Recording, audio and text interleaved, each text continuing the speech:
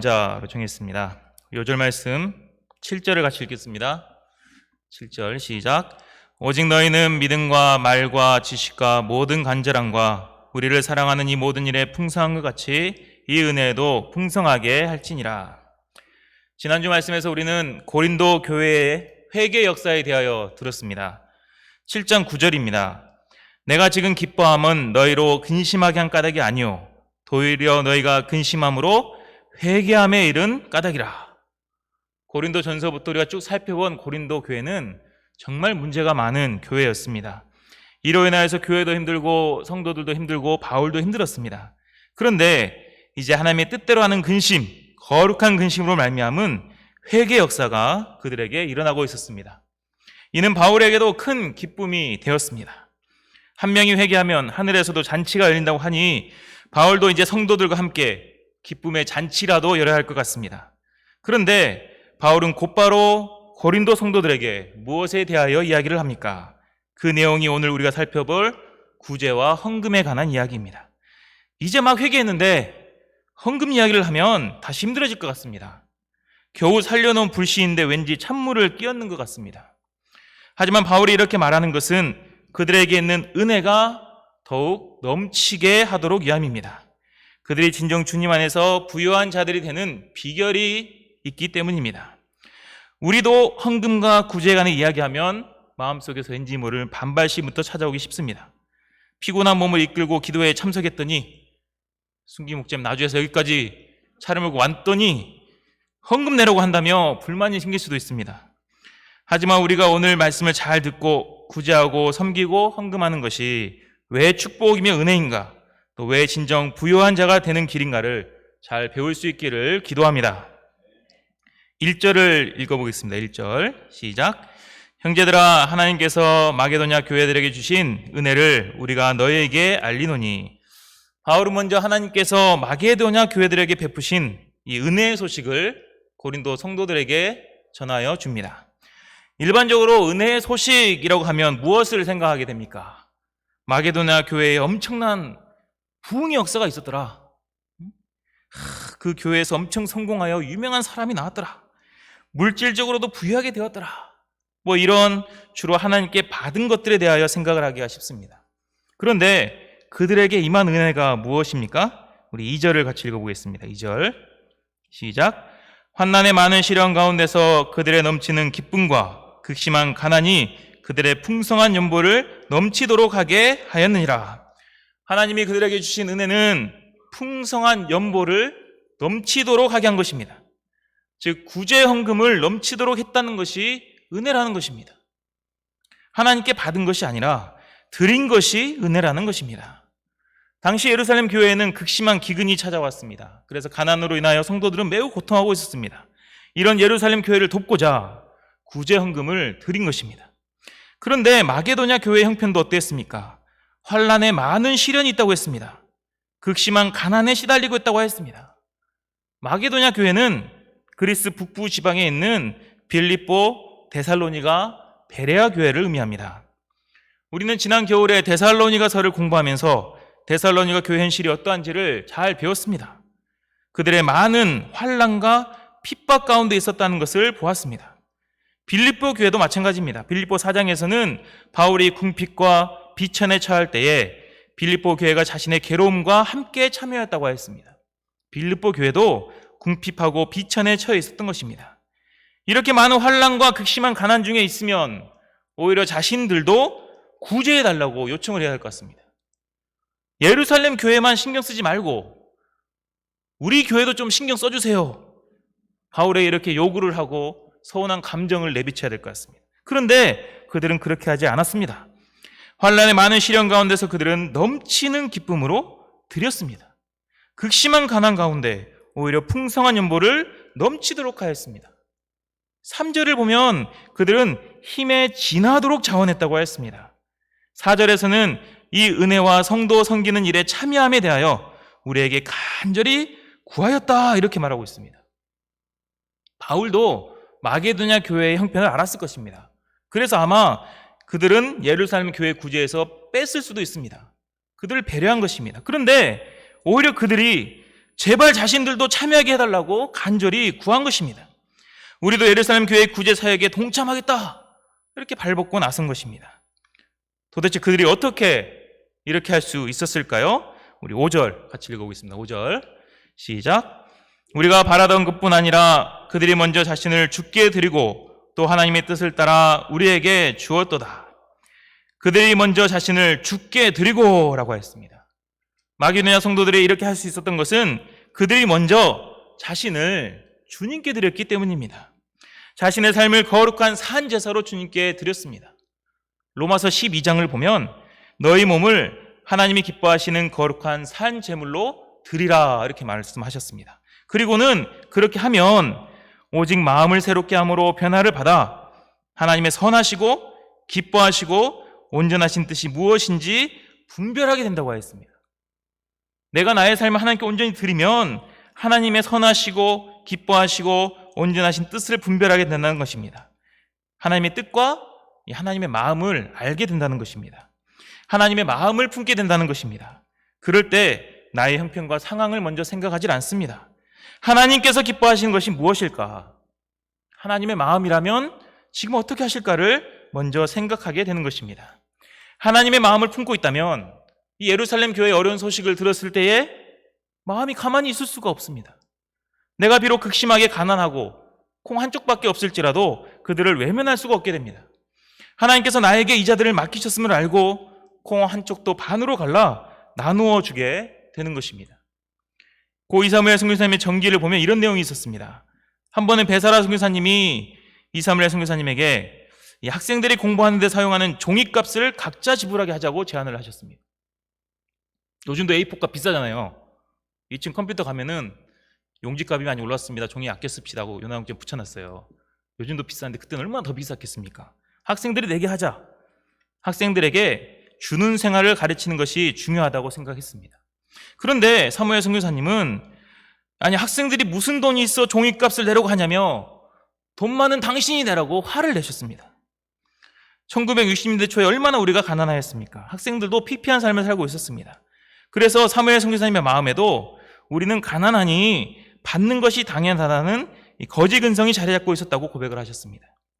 하지만 베사라 선교사님의 눈물을 보면서 죄책감으로 인해 기도하며 밤새 성경을 읽는데 아니 성경은 강력하게 주는 생활을 가르쳐 준다는 것을 깨닫게 되었습니다. 하나님은 죄인들을 위하여서 독생자를 주셨고 예수님은 우리를 위해 그의 생명을 주셨습니다.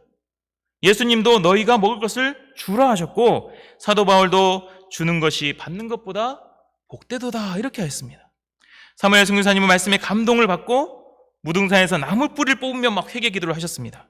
그리고 산에서 내려온 후에 문둥이같이 오그라진 손을 펴서 주는 생을 합시다 이렇게 외쳤다고 하였습니다. 학생들에게도 그렇게 외치게 했다고 하였습니다. 주는 삶을 살겠다고 결단하신 것입니다. 그러자 심령에 새로운 불길이 솟았다고 하였습니다. 학생들도 감명을 받고 버스를 타는 대신에 걷고 또 헌혈까지 하며 돈을 받아 헌금을 드렸다고 하였습니다. 이렇게 드린 헌금은 세계 선교와 구제 활동에 가장 먼저 사용되었다고 했습니다. 그럴 때 모두의 내면의 기쁨이 충만해졌습니다. 여기서 가난한 대한민국이 전 세계에 주는 나라가 되는 세계의 선교의 비전이 불타오르기 시작했다고 하였습니다. 이것이 주님께 자신을 드린 자의 모습입니다. 하나님의 마음을 품은 자의 모습인 것입니다. 세상적인 가치관으로는 절대 이해할 수가 없는 진리입니다. 어떻게 극심한 가난과 풍성한 연보가 이렇게 연결이 되겠습니까? 극심한 가난이면 내 코가 석자입니다. 다른 사람을 돌아볼 수가 없습니다. 내가 중심이 되면 또 다른 사람을 돌아볼 수가 없습니다. 또 어떻게 주님께 헌금을 드릴 수가 있겠습니까? 내가 쓸 것, 내가 필요한 것, 내 노동의 대가만 생각하다가 드릴 수 없게 됩니다. 하지만 내가 하나님께 드려진 자이고 또 하나님의 자녀라는 인식이 있으면 내가 하나님의 마음을 품고 없는 중에서도 다른 사람을 먼저 돌아보게 됩니다. 내가 지금 누리는 모든 것이 하나님께로부터 온 것임을 알고 하나님께 적극적으로 드리게 됩니다. 받는 것보다 주는 것이 큰 은혜임을 깨닫게 되는 것입니다. 실제 우리 목자님들은 이렇게 사시는 분들이 참 많습니다. 삶이 넉넉하고 부유해서 섬기는 것이 아닙니다. 또 가진 것이 많아서 베푸는 것도 아닙니다. 없는 중에도 섬깁니다. 어려워도 더 어려운 동역자들을 돕습니다. 성탄 구제헌금이나 얼마 전 튀르키예 지진 구제 헌금에도 적극 동참하는 것을 보았습니다. 이렇게 해서 모인 금액은 항상 상상을 초월합니다. 이렇게 드리는 것이 기쁨임을 알기 때문입니다. 어떤 분은 매번 섬겨주셔서 너무 감사하다고 말을 하면 오히려 제가 섬길 수 있어서 너무 감사하고 기쁩니다, 이렇게 답을 주십니다. 이건 빈말이 아닙니다. 주님이 베푸신 은혜 가운데 누리는 진정한 기쁨인 것입니다. 사도 바울은 고린도 성도들이 이러한 진리를 깨닫기를 원했습니다. 그래서 그들도 적극적으로 예루살렘 구제에 동참하도록 권면을 합니다.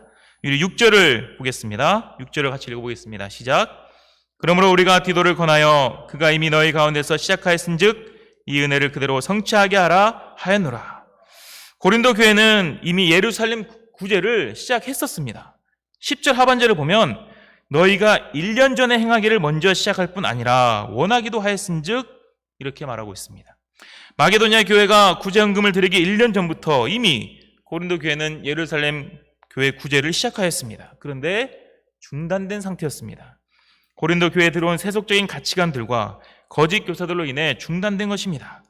하지만 이제 다시 회개를 하고 하나님께 자신을 드리기도 하였으니 다시 하던 일을 성취하라고 권면을 합니다. 7절을 읽겠습니다. 7절 시작. 오직 너희는 믿음과 말과 지식과 모든 간절함과 우리를 사랑하는 이 모든 일에 풍성한 것 같이 이 은혜에도 풍성하게 할지니라. 고린도 교회는 많은 것이 풍성하였습니다. 마게도냐 지방에 비해 교회에 비해서도 물질적으로나 모든 것에서 풍성하였습니다. 또한 믿음도 뛰어났고 헬라 철학의 영향으로 말과 지식도 풍성하였습니다. 성도들끼리 서로 사랑하는 것도 풍성하였습니다. 이제는 이 은혜에도 풍성하라고 권면을 합니다. 다른 사람을 돌아보고 구제하며 섬기는 또 헌금하는 것에도 풍성하라고 권면하는 것입니다. 이것이 은혜라고 하였습니다. 이 은혜에도 풍성하게 할지니라. 이것이 은혜라는 것입니다. 그 은혜의 본을 보여주신 분이 예수님입니다. 9절을 읽겠습니다. 9절 시작. 우리 주 예수 그리스도의 은혜를 너희가 알거니와 부유하신 이로써 너희를 위하여 가난하게 되심은 그의 가난함으로 말미암아 너희를 부유하게 하려 하심이라. 예수님은 가장 부유하신 분이십니다. 세상의 모든 것이 다 주님의 것입니다. 천지 만물을 창조하셨고 하늘과 땅의 모든 권세를 가지신 분이십니다. 그런데 이렇게 부유하신 분이 인간으로 이 땅에 오셨습니다. 자발적으로 가난하게 되신 것입니다. 그리고 나를 위해 십자가에서 죽으셨습니다. 가장 가난한 모습, 비천한 모습이 되셨습니다. 왜 이렇게 하신 것입니까? 나를 부유하게 하기 위해서입니다. 예수님이 가난해지심으로 우리는 새 생명을 얻게 되었습니다. 영원한 생명을 얻게 되었습니다. 영원한 생명보다 값진 것이 뭐가 있습니까? 세상에서 가장 돈이 많고 가진 것이 많아도 죽으면 끝입니다. 아무리 돈이 많아도 생명을 살 수가 없습니다. 하지만 예수님께서 이 생명을 우리에게 주셨습니다. 우리는 누구보다 부유한 자가 되게 하신 것입니다. 그럼 예수님은 어떻게 되셨습니까? 우리에게 다 주시고 가난하게 되셔서 망하셨습니까? 장렬하게 전사하셨습니까? 그렇지 않습니다. 빌립보서 2장 9절입니다. 하나님이 그를 지극히 높여 모든 이름 위에 뛰어난 이름을 주사. 예수님은 가난해지심으로 우리를 부유하게 하셨습니다. 또 하나님께서 예수님을 다시 살리시고 지극히 높여 모든 이름에 뛰어나게 하신 다시 가장 부유하신 분이 되게 하셨습니다. 그래서 사도 바울은 10절 상반절에서 이렇게 말하고 있습니다. 이 일에 관하여 나의 뜻을 알리노니 이 일은 너희에게 유익이라. 너희에게 유익이라고 말합니다.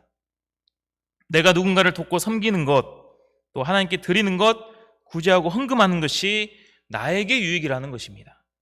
우리는 드리면서도 이렇게 생각할 수 있습니다. 내가 희생함으로 누군가 유익을 얻으니 그거면 됐지 뭐. 내가 고생해도 좀 가난해지더라도 하나님께 유익이 되면 좋지 뭐. 그런데 그것이 아니라는 것입니다.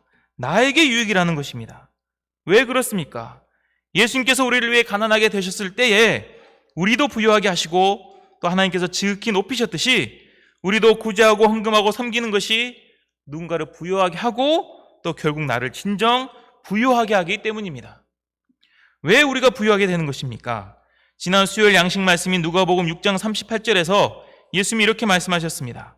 주라, 그리하면 너에게 줄 것이니 곧 후이되어 누르고 흔들어 넘치도록 너에게 안겨주리라. 내가 누군가에게 베풀고 섬기고 구제하면 하나님이 채워주신다고 약속하신 것입니다. 그냥 채워주시는 것이 아니라 후히되어 누르고 흔들어 넘치도록 안겨주신다고 하였습니다. 누르고 흔들어 넘치도록 하여준다가 어떤 이미지가 떠오르십니까? 내가 시장에 곡물을 사러 갔을 때 모르는 사이면 대충 떠서 담아주잖아요, 이렇게. 근데 아는 사이예요. 그럼 그 사람이 어떻게 주세요? 막 흔들어서 내린 다음에 또 꼭 누른 다음에 또 담고 흔들고 이렇게 주잖아요. 요즘 마트 세대라 잘 모르시죠? 옛날에 시장에 가면 다 그렇게 했습니다. 네. 어떻게 해서든지 더 주려는 모습 아닙니까?